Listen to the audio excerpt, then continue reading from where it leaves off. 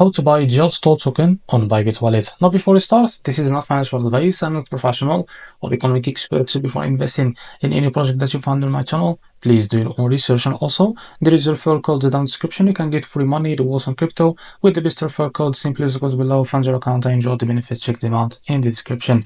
So as you can see, this token is available in the screener. To be able to buy this token on Bybit wallet, go and copy the token address from here. As you can see, this token address is under the Solana network. Now open your Bybit wallet for that. As you can see, I will log in first to my wallet. So after you log into your wallet, what you need to do, select the Solana as a network from here, click on these three lines, click on this plus icon and place the token address here. As you can see, this is our token. Now click on confirm. Now go back to your wallet to find the token that you just added that called the jailstool.